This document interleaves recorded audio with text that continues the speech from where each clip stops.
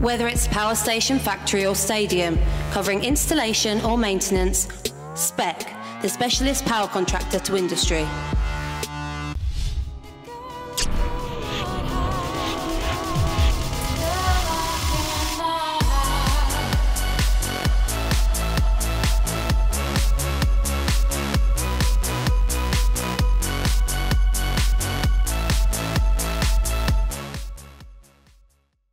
Welcome to Rugby AM. I'm Alex Simmons, and as you can see, Lois has got a kit on.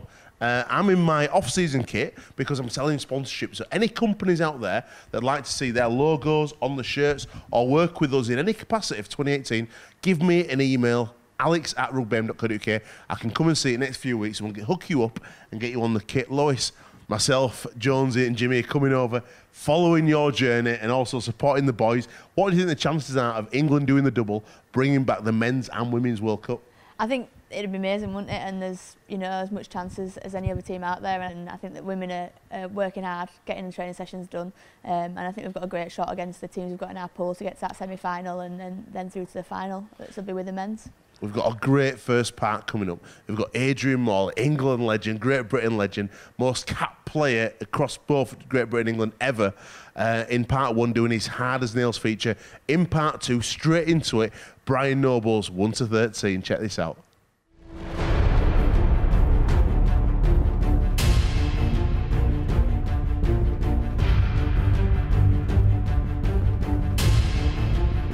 I'm not going to lie, all week I've been thinking about how I'm going to introduce this, and I keep coming back to the same point. The less I'm talking and the more this guy's talking, the better.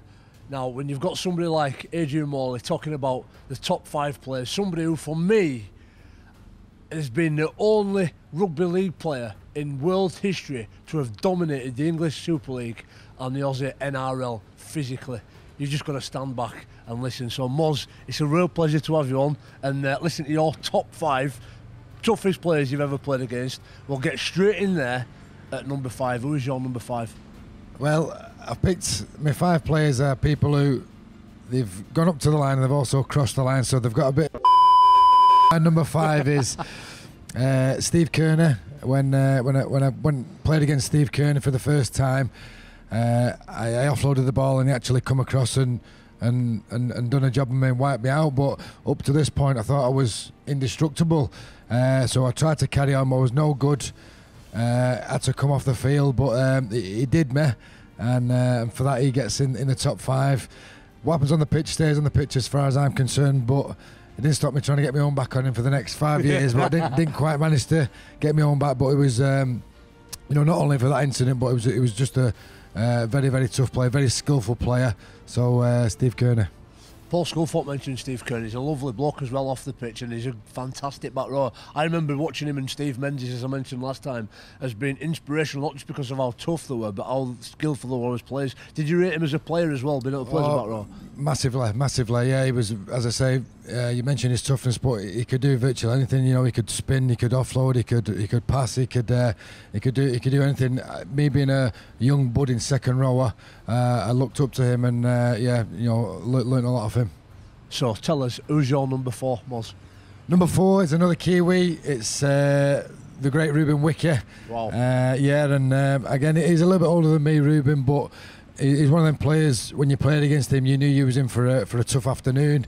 Never used to give an inch. Very, very physical. Did you ever tactically think about how you were going to approach a Kearney or a Ruben Wicke?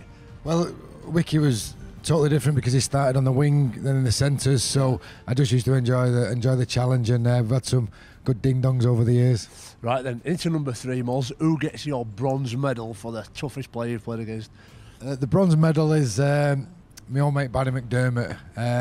I was a kid when he come to Leeds. I was just making my way in first team, but when I'd played with him a couple of games, I just used to be amazed. We'd be there in the scrum and opposing forwards would look at him and he'd growl at him, or just one look could do, and then they'd look the other way, and I thought I want what he's got, just to have that respect and fear. I thought I want a bit of that. So that's when I started on my journey to try and get to where Barry was.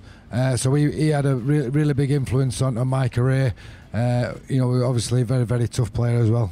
I remember standing in that south stand right over there singing "Barry's gonna get you," massive back.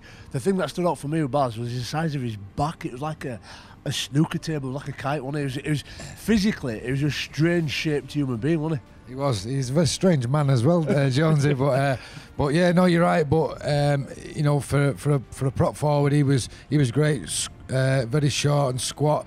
Good footwork for the big fella as well. So yeah, Barry Mack's one of them. When he was on your team, you were thankful because you knew not only could he do the job, but the opposing team would be looking at that going, oh dear, we've got Barry McDermott against us here. So yeah, he was great to have on your side. And I think if you want to have a look at a clip that epitomises Barry McDermott's strength, have a look at the Challenge Cup final 1999 when he scores the try that he calls the winning try off a penalty to make it about 50 points to whatever it was. But he was certainly strong. Also, movies. I like movies, mate, and I always relate him to ED 209 on RoboCop when he falls down them steps and he's darting about, just thrashing about. Nobody could keep that guy on the floor. Tell us, Moz, who's got the silver medal? Who's number 2? Silver medal is my best mate in the game, Terry Newton. Yep. He was great. With very similar age, me and Tez. He used to travel from Wigan. I used to travel from Salford, so we'd be there every day in the car. So we spent a lot of time together. And when you do spend a lot of time, you forge a pretty strong friendship. And that was me and Tez. We was best of mates, really. So being best mates, we used to go out socialising a lot. As you get into skirmishes when you're kids, and used to get into fights all the time when we were young and daft, but never seen him lose a fight. In fact, I've seen him make a mess of a few doormen in his day. So very, very tough lad off the field, but on the field as well, very tough. Fantastic hooker, great rugby league brain as well. But he had a bit of nastiness in him as well. He played the game to the limit and beyond. Very tough, and he's another one similar to Baz. Opposing team feared him. When I read my team, who's in my team, if I got someone like Terry Newton in my team, I was grateful because you knew he could play and he had your back, and it was tough. So Tez. Terry Newton, I remember John Clark. They were the two guys you never ever tried to strike the ball for. If you ever got in the scrum and tried to strike the ball, they just go bang, kick you at chin, kick you at knees. Awful. I remember that Vauxhall Calibra that he used to pull up as well. Back at Tetley Ground, you'd see them both get out of the car first thing on the morning, training, black eyes everywhere. And I think there's something nice you're talking about. Would some of them have been down at the Milford back in the day, Moz? Yeah, well, didn't matter where he was. Terry used to like a fight anyway. So back in Wigan, in Salford, Manchester, Leeds, anywhere really. But it was a bit different in them days. They probably weren't as frowned upon as much as it is now. We were young, we had a bit of money in our pocket, so we used to go and do what young lads do, and that's go out and have a drink. And occasionally it got to the point where it turned a bit nasty, but no, it was good fun at the time. And as the years went on, the game, and quite rightly so, got more and more professional, and then that kind of stuff got phased out of the game, which is a good thing. But yeah, I can't remember a time when he come off second best. Absolutely. 2 minutes to 9. Where's Moz? Here he is. He just pulled up. Here's his boot bag. Unzips it. Bottle of Skull falls out the bottom of it. No, I'm only playing. So, right, the big one now. The drum roll. Give us the gold medal, Moz. Who's the toughest player you've ever played against? The gold medal for me was Gordon Tallis. When I started taking rugby league seriously, I used to watch different players, and Gordon was my position. He was a second rower, and he was feared throughout the land. He was probably renowned as being the toughest player in the world, really. I used to watch him thinking, wow, this man's... He used to be like a bit unhinged, a bit of a nutter, really, and that was appealing for me, looking at him going, wow, is he a full quid, this fella? But he was a great player. He could play when he wanted to be, but he also had on the flip side, he was so aggressive. He used to put everything into every tackle, everything into every run, and he had that fear factor. Players didn't want to play against him. Players loved to play with him. So I thought, I want a bit of that. I remember the very first time I got a chance to play against him, and I was a bit in awe. This was my idol growing up, my hero. And you used to line up, to sing the national anthems. and we were singing Last Anthems. I looked across, I went across the Aussie line, and he was staring straight at me, big Gorda. I thought, oh no, so I went along the line. I went back, I thought, it can't be me. And he was staring straight at me, I thought, oh, what have I done here? So my initial thought was but then I thought, you know, if he's trying to put me off my game, you know, the great Gordon Tallis, he must think something of me. So it gave me a bit of confidence in a way, really. So played the game. We didn't come to blows or anything, but I'd like to think I held my own. And he's another one. I swapped jerseys with him, and you know, cherish that jersey. But yeah, just Gordon. I mean, he had a fearsome reputation, and quite rightly so. He brought a book out called Raging Bull, and it's quite an apt title for how we used to play the game. There you go, another Hard as Bells feature from the guy who's dominated rugby league the world over, Adrian Morley.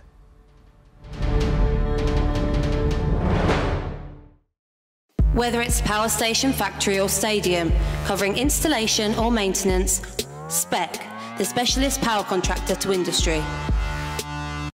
Whether it's power station, factory or stadium, covering installation or maintenance, Spec, the specialist power contractor to industry.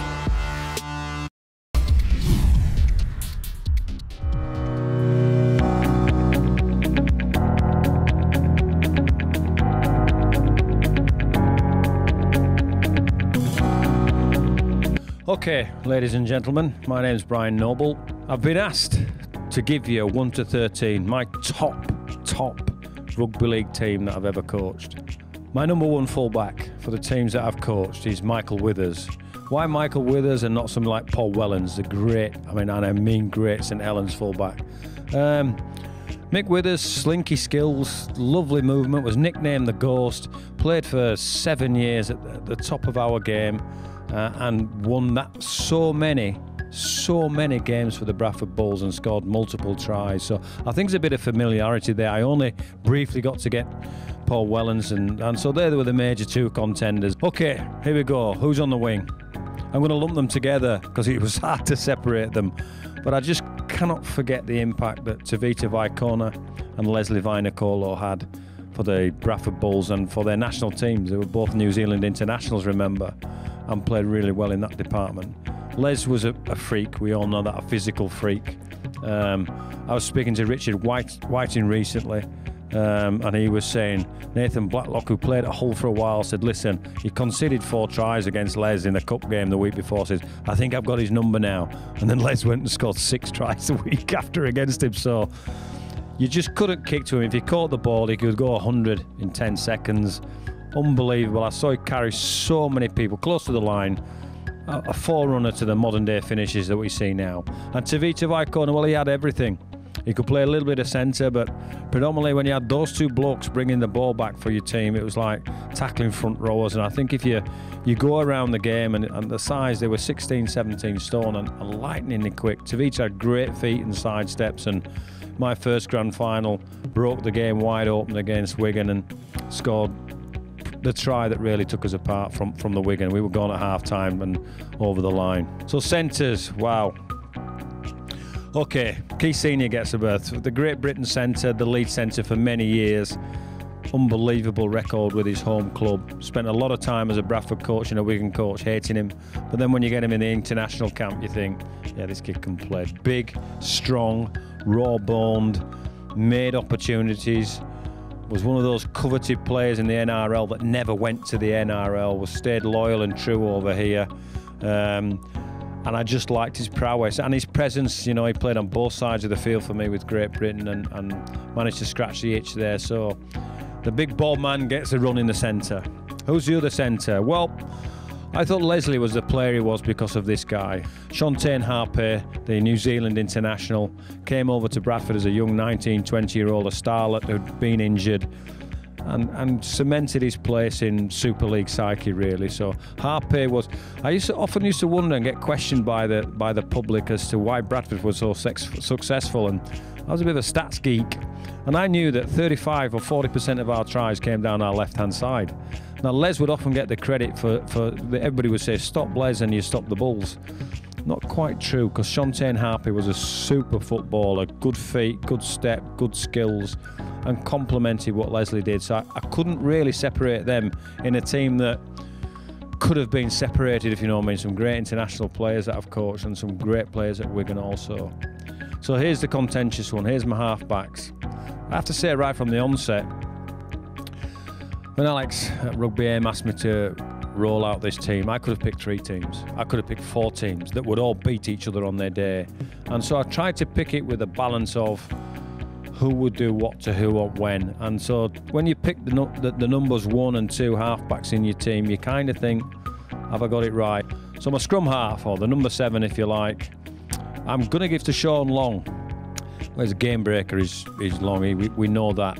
He too had a great kicking game, and that belief that he could change a game at any moment in time. So when you're lining up against an opposition, first and foremost, your halfbacks have got to be a threat. So you got to think that if he attacks this line, I'm in a bit of trouble here. He's got a bit of footwork, or he's got a bit of speed, and Longy presented that. The 6th berth, every day of the week I should have gone for Henry Paul. He's one of the greatest players we've ever produced. How many times did he change Wigan's fortunes, and started as Wakefield as a young man? They got him out of there, and then we stole him for a couple of years. But he doesn't get the berth. What am I doing? Who am I picking that's better than Henry Paul? Trent Barrett. I'm sure you remember the Australian that came to Wigan for 2 years. Outstanding man, outstanding athlete, great footballer, great team player, but also with that sidestep and that ability to break a game open, that speed as well.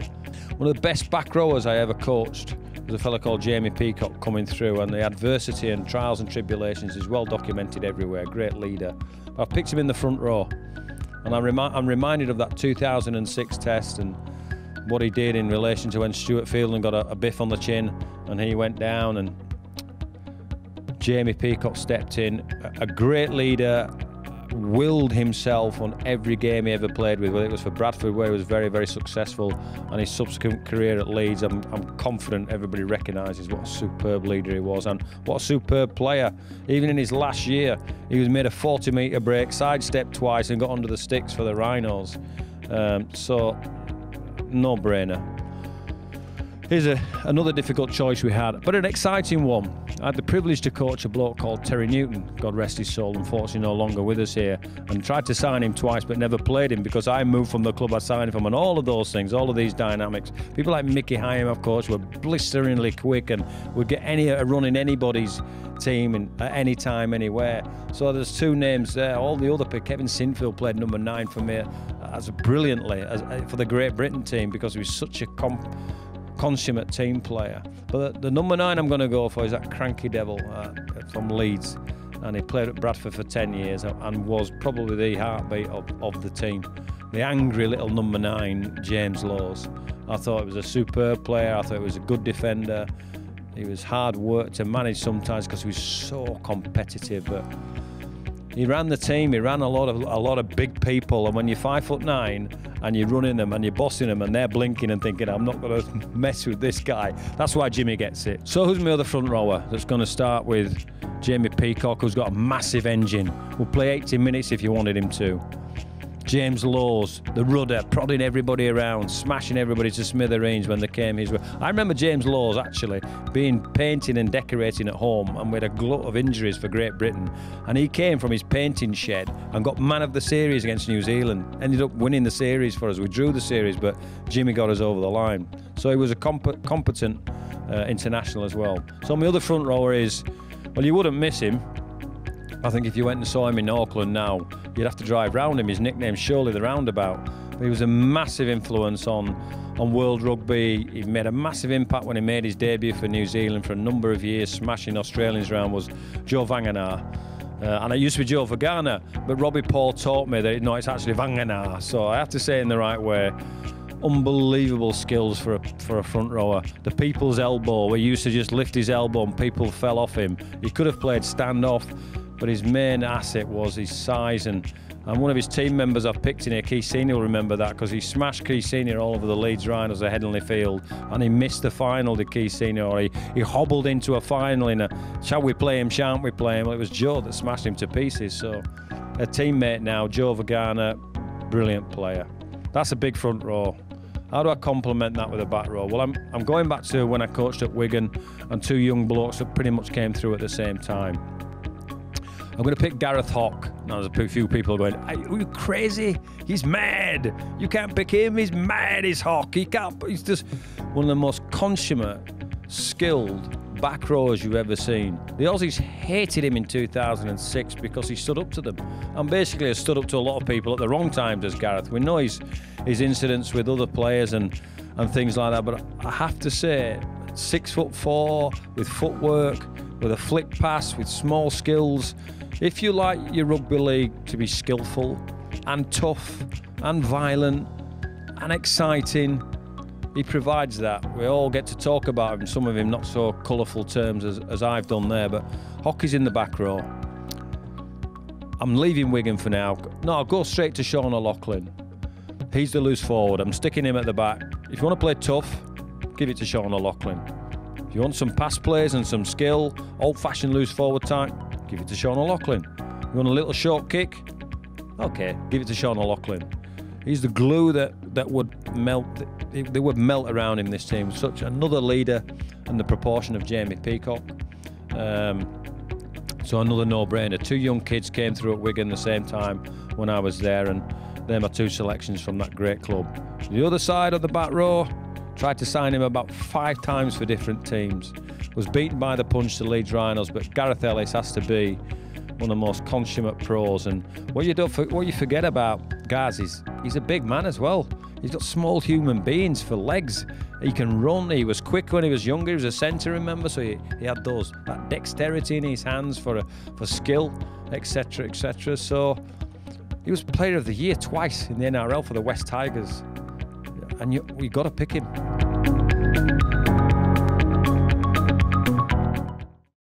Whether it's power station, factory or stadium, covering installation or maintenance, Spec, the specialist power contractor to industry. Whether it's power station, factory or stadium, covering installation or maintenance, Spec, the specialist power contractor to industry.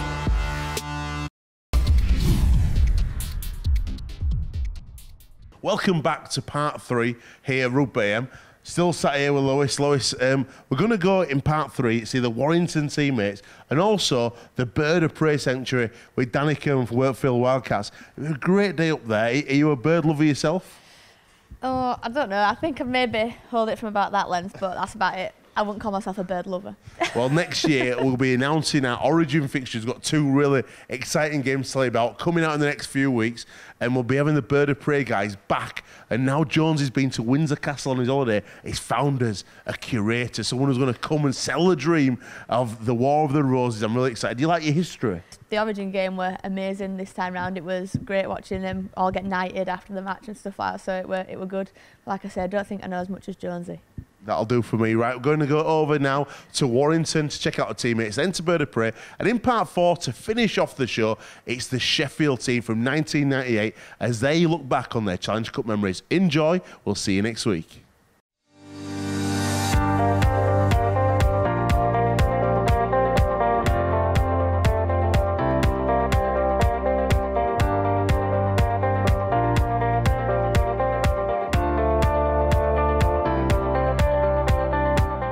Declan Patton, number 22. They call me Deck, and I try to be an half-back. Joe Philbin, number 23. Nickname Philbo, impact sub. Matty Russell. Yeah. He keeps calling me Chatty Man. He thinks I look like Alan Carr. Yeah, you can't do it without him round. He's always got something on you. Benjamin Julian. Yeah. The French again. Yeah, he plays on that though, doesn't he? Yeah. Plays on the language barrier. He's a liar. I'm saying that Toby and George, they're just thick as anything, so I think they play on that. Whenever there's a traffic jam on the motorway, on the other side of the motorway, they can't get in. Can't get in today, Tony. Harvey Levert. Yeah, Harvey. Ken. Not seen him. I'm not like. He was really sociable, but I've not seen him since he got in Bird. So. Jack Johnson. Oh yeah, Jack. Yeah, there's a few of them. It's embarrassing, really. Ashton Sims. they all dress well. All the Aussies dress well. Yeah. Yeah. I don't know. Dog does alright, doesn't he? With his Yeah, with Yeah, these shorty lights, short, under short 11 boys top stuff. size 5 That's a lot. trainers. Andre. Yeah, he's up there, isn't he? Rich Agar's the rugby nerd. Yeah, Loves it.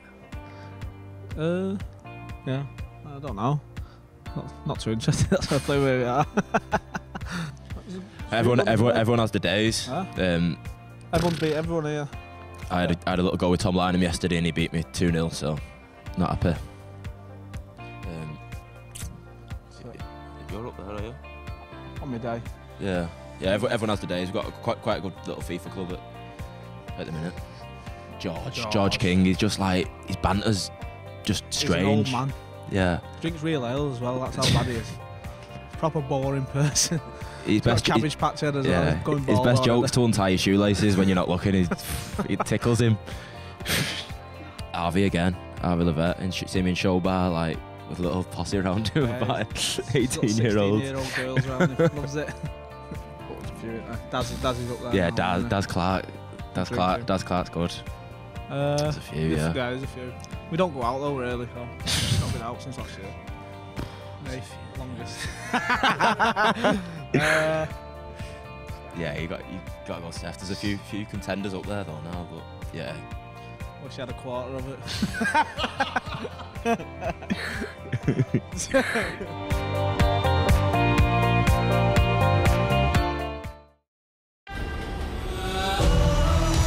You don't know me. You've never seen me play. You don't know my name. You don't even know how to pronounce my name. I'm not a big star. You may think I'm a nobody, but nobody trains harder. Nobody wants it more. Nobody will surprise you. Nobody's tougher. Nobody. And come this October, who you don't know can hurt you.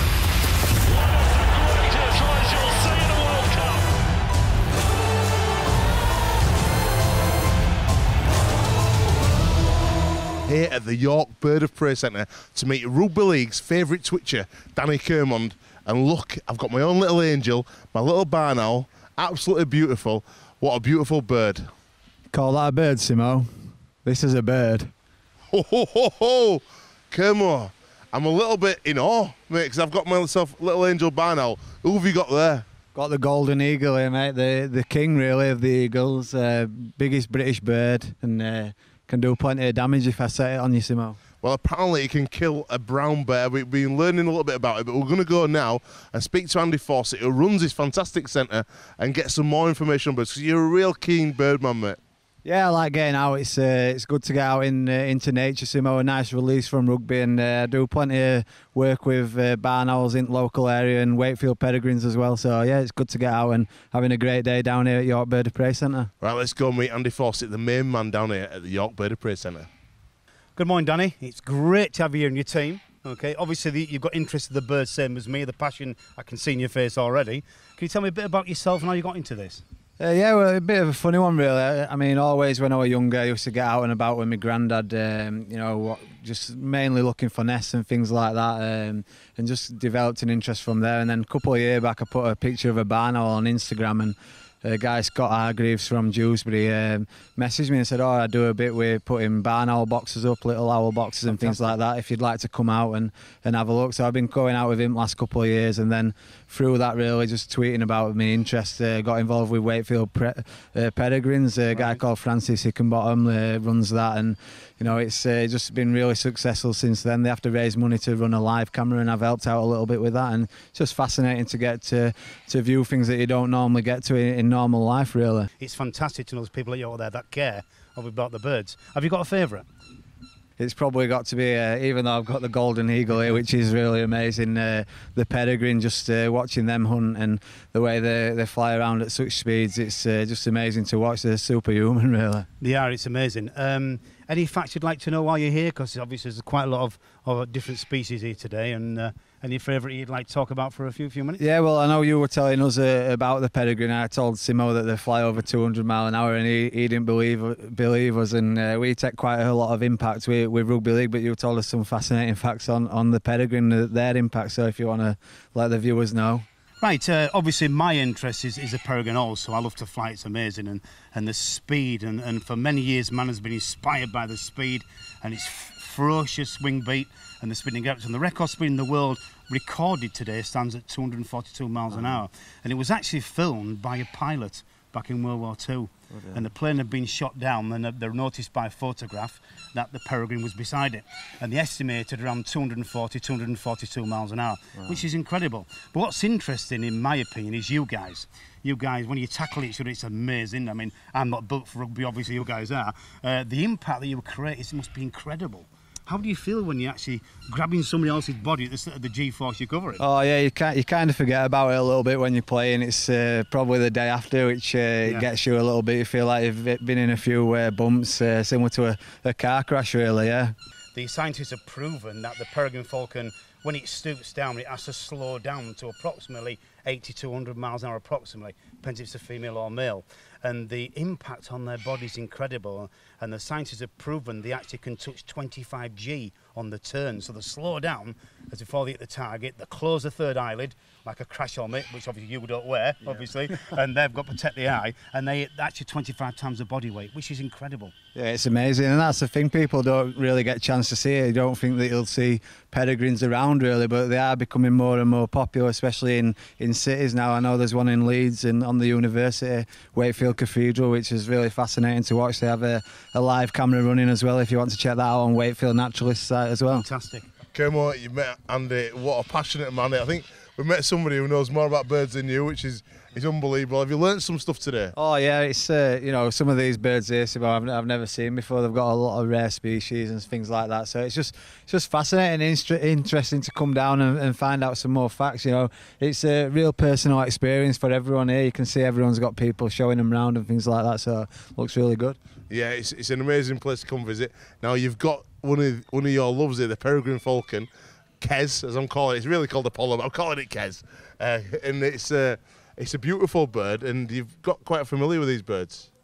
Yeah, I have. Yeah, it's a bit of a passion of mine. There's one actually on Wakefield Cathedral, a nest. It's been there, I think, 4 years now, and there's a live camera on there. And I've just done a little bit of fundraising to help Francis along with raising money for that, to keep the live camera going, because it's really fascinating. Wakefield, you know, it's a little bit run down in the city centre, but if you look up, it's a really beautiful place. The buildings are really nice, and then we've got a peregrine on the cathedral spire. Whether it's power station, factory or stadium, covering installation or maintenance, Spec, the specialist power contractor to industry. Whether it's power station, factory or stadium, covering installation or maintenance, Spec, the specialist power contractor to industry.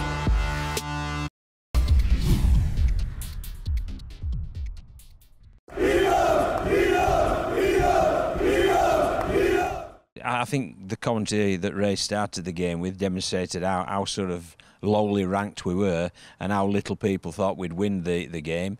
Ray's opening gambit, he's been a great commentator for the BBC on many finals, but his opening gambit for this game as it kicked off was, it's like David against Goliath, but David's got his hands tied behind his back. Well, David didn't do a bad job, did he? John Keir walked into the to the initial pre-season meeting and said his first words to us as a group, we're going to go to Wembley this year and we're going to win it. Everybody looks at each other side by side and goes, I think he's had a beer or two, or he's lost his marbles, because we all know that Wigan had won it 8 years on the bounce, and you know, to knock them off, it'd be a massive achievement. But he planted the seed. And then, you know, we got the look of the draw. There was no doubt about that. I remember just the general build-up to the game.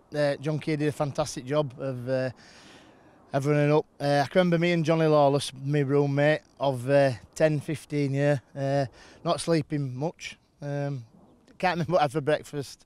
And the day of the game is, I'm struggling to pull some memories out, to be honest with you.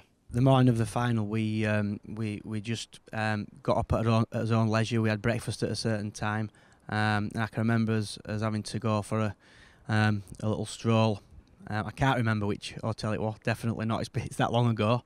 So yeah, went for a stroll as we did before a lot of the games, just to loosen up, and that was it really. We felt as if we'd done our prep really well.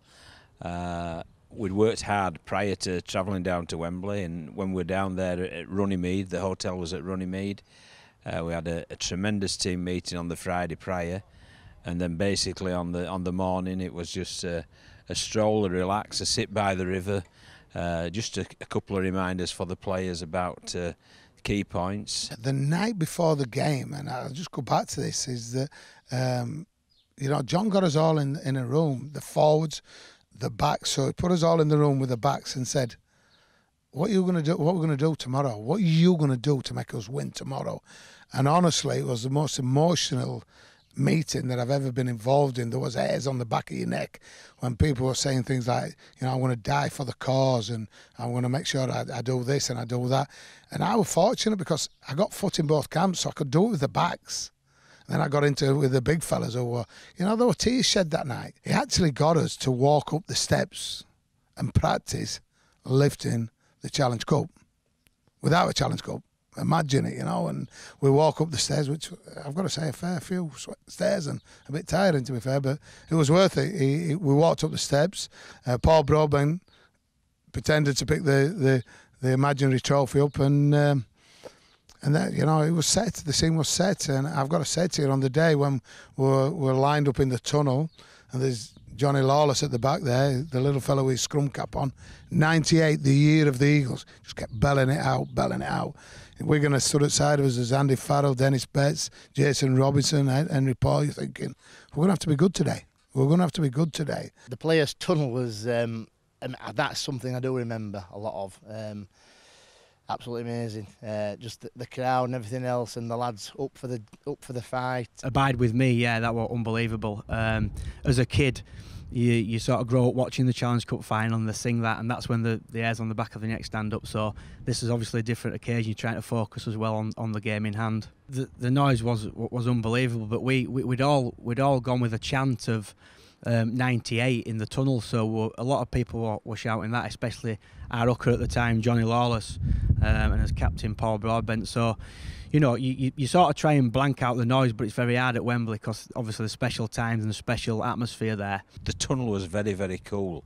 It was very cool, and all our players, they decided to do a bit of a Wimbledon, led by Johnny Lawless in all honesty, and Wimbledon, when they played Liverpool, had called 88, which was obviously the year Wimbledon beat Liverpool.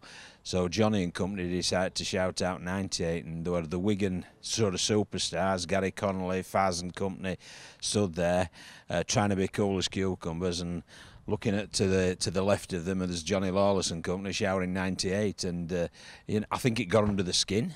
Obviously, we outpunched or punched above us weight on that day, but we had sheer belief, and that come from John Keir and all the coaching staff. They instilled some pride.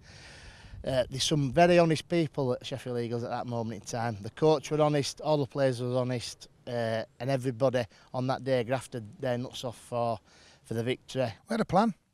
Of course, we had a plan. We had a plan from winning it, from getting the draw right and everything. John just planned everything.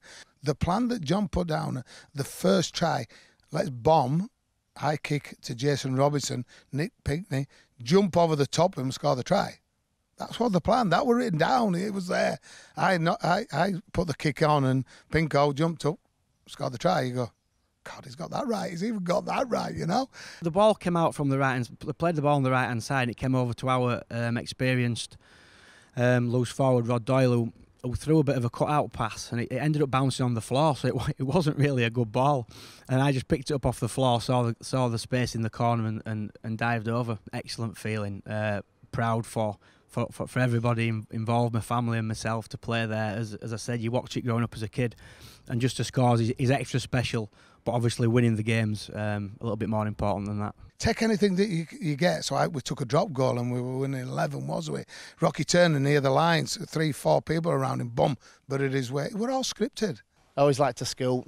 I've always been told it doesn't matter if you run 100 metres or a metre for a try, they are worth 4 points. So to score at Wembley and to win the Challenge Cup from a lad from Meltham, and you know, as a rugby league fan, rugby league passionate supporter, it's anything I could dream of. It was like, I watched that final. I've only watched it once, twice. I've only watched it a few times, honest. Is that I watched that final, well, like watching a video recording of what the plan was. I thought we were going to win when it was 8 minutes from time, and you know, Wigan were really playing catch up. They were throwing the ball everywhere, looking for quick plays, and we'd made the tackle. They played the ball quickly. Henry Paul came to dummy half, tried to pick it up one-handed to catch us on the back foot, spilled it, and Johnny Lawless just went across and gave him a little shuffle on the back of his head. I'm sure he passed on his commiserations, but at that point, when we were going to get the ball then and how they were defending, I knew the cup was ours. When the hooter went, yeah, it was just an unbelievable feeling. I can just remember Nick Pinkney doing a sort of a somersault forward roll over the other side because he was on the right wing. But I think I just jumped, I can't remember exactly, but I think I just jumped on Paul Broadbent and Johnny Lawless. They were in a huddle in the middle, and you're just thinking, yeah, we've actually done it. When the final hooter went, I can remember exactly what I was doing. I tackled Dennis Betts, and his foot were in the air, and I just tackled his foot. I don't know why, but and then we just got up and just enjoyed the day. The presentation walking, we'd done it the day before. We practiced it, so we got it right. Up there, and you know, Paul Broadbent lifts the cup, and people remember it. I was punching him in the gut.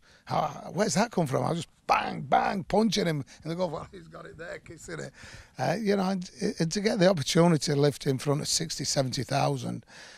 Packed house to lift that famous trophy with so many great clubs and the history, the tradition was surreal. You see it as a kid, don't you? You see the greats walking up there to pick up the medals, and we've actually won the game. So an absolutely unbelievable feeling, lifting the cup. It's just something that everybody dreams of as a kid. Going up the steps is probably one of my biggest regrets. I didn't actually, I soaked it in, and I didn't actually get the trophy and launch it in the air. I just did the old, but to celebrate with the boys and see what it meant to John Keir. I can remember walking down the steps and Adam Fogarty nearly knocking John Keir out, hugging him, and remember when you look back, I wish I'd have enjoyed that a little bit more. I didn't lift the cup at that point. The coach didn't go up. So what they did, they sent, and I'm a big believer they should just send the players up, in all honesty. You know, we're paid to do our job. We do our job as best we can. But the people who win things are the players. And I was stood on the sideline looking up and enjoying seeing my players who had worked so hard throughout this pre-season, the cup campaign, going up there and getting the plaudits.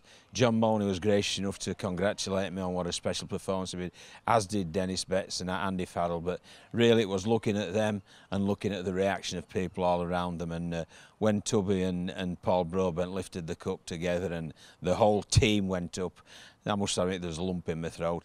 Oh, winning the Lance Todd is, you know, it's an honour because there's so many great names on there, and to be pitched at the side of them and with your name, you know, inked on the trophy itself is pretty special, and it's something that never, you know, people dream about. The win at Wembley in '98 as a one-off, it ranks as the best one because, I mean, we were vast underdogs. Everybody had told us to go there and, you know, play our bit part in Wigan's party. Well, no, we wanted to spoil Wigan's party and have one of our own, and we did.